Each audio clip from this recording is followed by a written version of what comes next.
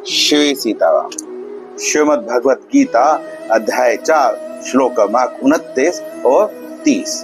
यहाँ यज्ञों का भगवान उपसंहार कर रहे हैं। भगवान ने इस लोक में जितने भी किए जा सकने वाले यज्ञ हैं या ऐसे यज्ञ जो हम कर रहे हैं परंतु हम यह जानते नहीं कि वह यज्ञ है, वह सब इस श्लोक के साथ में ही बतलाकर इसका उपसंहार कर रहे हैं।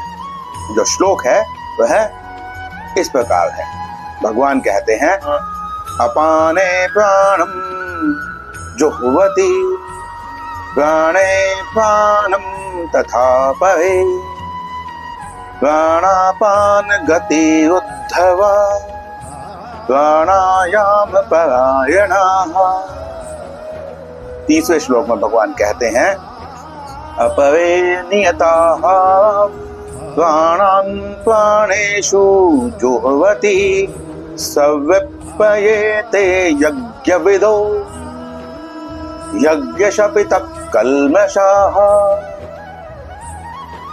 भगवान यहाँ पर बता रहे हैं कि प्राण को अपान में और अपान को प्राण में यज्ञ करने वाले बहुत सारे साधक होते हैं। अब प्राण क्या है? वह वायु जिसे हम भीतर खींचते हैं और उस वायु का स्थान हृदय है।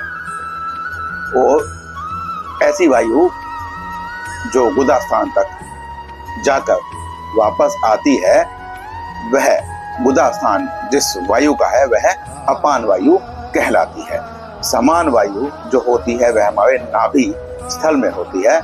उदान वायु जो होती है वह हमारे कंठ में होती है और जो व्यान वायु होती है वह संपूर्ण शरीर में घूमती रहती है।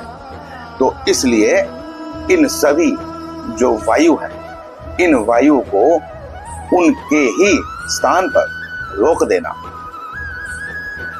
स्तंभ वृत्ति कहलाता है। हमारे पास पूरक, रेचक, कुंभक और स्तंभ वृत्ति प्राणायाम है। जो रेचक प्राणायाम होता है उसमें अपान वायु को बाहर निकाला जाता है और यह सूर्य नाड़ी से बाहर निकलती है। इसके पश्चात यदि हम पूरक की बात करें तो चंद्र नाड़ी जो होती है उससे हम वायु को खींचते हैं और अपान वायु में उसका हवन कर देते हैं। इसे पूरक कहते हैं। प्राण वायु का अपान वायु में, अपान वायु का प्राण वायु में जब हम हवन कर देते हैं तो उसे हम कुंभक कहते हैं। अब कुंभक क्या है? जैसे आपने देखा होगा कि वर्षा ऋतु आने पर स्वतः ही बहुत सारे मेंढक उत्पन्न हो जाते हैं। तो ऐसा तो है नहीं कि वर्षा होते ही एकदम से यह पैदा हो गए। तो यह वही होते हैं जो जमीन के नीचे स्थान बना लेते हैं। जब दलदल होती है तो यह उसमें रहते हैं और जब वह धीरे धीरे सूखती है तो ये वहीं पर ही एक तरह से हम कहें तो समाधि ले लेते हैं, बाह्य संसार से संबंध विच्छेद कर देते हैं। यही इसी प्रकार का जो प्राणायाम है वह करते हुए यदि मनुष्य भगवान का चिंतन करे तो वह भगवत प्राप्ति आसानी से कर सकता है। भगवान ने यहाँ पर नियत आहार के बारे में भी कहा है कि जिनका आहार नियमित है वही प्राणायाम कर सकते हैं। अब नियमित से क्या अर्थ है? एक तो यह है कि एक व्यक्ति हर समय एक समान खाना भोजन ग्रहण करे और समय अनुसार ही ग्रहण करे, तो उससे उसका जो शरीर है वह इस प्रकार की तपस्या से ढल जाता है और वह उसको उसी समय के अनुसार ही भूख लगती है और उसे जितना भोजन ग्रहण करने की हम आदत बना देते हैं वह फिर उतना ही भोजन ग्रहण करता है और वो भोजन वायु भी हो सकती है। तो यह जो 5 प्रकार की वायु है इसको व्यक्ति जब अपने शरीर के अंदर ही इनका हवन कर देता है, इनको इन्हीं के स्थानों पर रोक देता है, अर्थात वह ना तो वायु को बाहर निकालता है और ना वायु को अंदर ग्रहण करता है। तो यह जो प्राणायाम है ये संभवती प्राणायाम होता है। इन सब प्राणायामों को करते समय भगवान नाम लिया जाता है। यहाँ पर हम ओम प्रणव का भी उच्चारण या ध्यान कर सकते हैं, क्योंकि जितने भी मंत्र कहे जाते हैं उनमें ओम का समाहित किया जाता है, ओम से ही उनका प्रारंभ किया जाता है। तो इसीलिए बाकी आप चाहें तो आपको जो भी नाम प्रिय हो वह आप ले सकते हैं यहाँ पर, चाहे आप राधा राधा कहें, मोहन कहें, राम कहें, सीता कहें, सीताराम कहें, राधे श्याम कहें, जो आप कहना चाहें, जो आपको जिस नाम में आपकी स्वाभाविक रुचि हो उस नाम को अपनाकर आप यह यज्ञ कर सकते हैं। भगवान ने कहा है कि इस प्रकार यज्ञ को जो जानने वाले हैं, जो यज्ञ के तत्व को जानते हैं, वह सभी उनके पूर्व संचित कर्म जो हैं वह नष्ट हो जाते हैं। संचित कर्म, प्रारब्ध और क्रियमान कर्म। संचित जो कर्म होते हैं वह अनेकों जन्म के जो कर्म होते हैं उनका फल एकत्रित होता रहता है, वही फिर प्रारब्ध बन जाता है। अब जो संचित कर्म होते हैं उसे तो हम जानते नहीं है, क्योंकि भगवान ने यह कहा कि अर्जुन, तुम्हारे और मेरे बहुत सारे जन्म हो चुके हैं, परंतु तुम उन्हें नहीं जानते, परंतु मैं जानता हूं। तो यही भगवान के जन्म में और हमारे जन्म में, भगवान के कर्म में और हमारे कर्म में अंतर आ जाता है।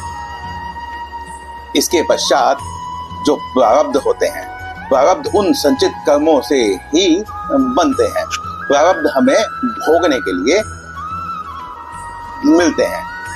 जो भी हम कर्म करते हैं, यदि हम वह कर्म स्वयं के लिए कर रहे हैं तो उससे हमारा बंधन बनता है और उस बंधन को भोगना हमें पड़ता है। जबकि जो भगवान है उनके कर्मों से कोई बंधन नहीं बनता है। वो वह क्यों नहीं बनता है? क्योंकि यह हम बता चुके हैं कि भगवान कोई भी कर्म अपने लिए नहीं करते।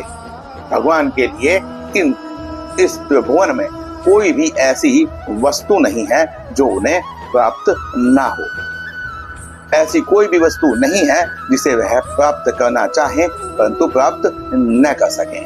अर्थात भगवान के अंदर कामना, इच्छा, आशा, स्पृहा इत्यादि का कोई स्थान नहीं है। परंतु मनुष्य जो है वह इन सब के वशीभूत होकर ही कर्म करता है, तो वह बंधन में बनता है, उसी से उसका प्रारब्ध बनता है। हमें देखना क्या चाहिए? हमें देखना चाहिए क्रियमान कर्म, क्योंकि जिस पर हमारा वश है हमें उसी पर ही चिंतन करना चाहिए, क्योंकि प्रारब्ध को हम रोक नहीं सकते हैं। अगर जैसे हमने श्लोक में बताया कि जो सभी प्रकार के यज्ञों को जानता है, अब उसके सभी संचित कर्म नष्ट हो जाते हैं। यज्ञ है क्या? दूसरों के लिए निस्वार्थ पूर्वक निष्काम भाव से जो कर्म किया जाता है वही यज्ञ है। यज्ञ भगवान भी है, भगवान का एक नाम यज्ञ है। तो यदि कोई भी कार्य, कर्तव्य हम भगवान के लिए या किसी और के लिए करते हैं जिसमें हमारा कोई भी स्वार्थ नहीं है, तो वह जो कर्म है वह यज्ञ बन जाता है। तो हमें करना क्या चाहिए जिससे हमारे संचित कर्म नष्ट हो जाएं? हमें क्रियमान कर्म पर ध्यान देना चाहिए। अब क्रियमान जो शब्द है इसी से हम समझ सकते हैं। अगर थोड़ा सा ध्यान दें तो क्रियमान अर्थात किए जाने वाले कर्म, इसको हम इस प्रकार ना लेके ऐसे लेते हैं क्रियामान कर्म, कि हम कर्म को बस एक क्रिया मान लें और उस क्रिया से मेरा कोई भी संबंध ना हो। संभाव की स्थिति में रहकर निष्काम भाव से निरअहंकार होकर वह कर्म किया जाए। सामने जो भी कर्तव्य आन पड़ा है, उस कर्तव्य को निभाने का पूर्णतया प्रयास किया जाए। अपने स्वधर्म से कभी भी न डिगा जाए। अगर इस प्रकार से व्यक्ति क्रियमान कर्म को मान लेगा तो वह कभी बंधन में नहीं फंसेगा। फिर उसके ना तो संचित कर्म बचेंगे और ना ही उसका प्रारब्ध बचेगा, वह सब समाप्त हो जाएगा। तो क्रियमान कर्म से हमें यही समझना चाहिए, हमें यही शिक्षा ग्रहण करनी चाहिए। हम इसे छोटे से उदाहरण से भी समझ सकते हैं। जैसे आपने देखा होगा कि कोई बस, या अभी हम ताजा उदाहरण लेते हैं कि भारत में एक प्लेन क्रैश हुआ था। प्लेन में जाना आपका प्रारब्ध था। प्लेन का क्रैश होना, उस प्लेन में किसी का मर जाना और किसी का बच जाना, यही प्रारब्ध बताता है। क्योंकि जब प्लेन क्रैश हो रहा था तो आप वहां पर कुछ नहीं कर रहे थे, आपके वश में वहां पर कुछ भी नहीं था। उस परिस्थिति में जो आपके साथ होना है, जिसे आप बदल नहीं सकते, वह प्रारब्ध है। संचित जो कर्म है उसके अनुसार तो आपको जन्म मिल गया है।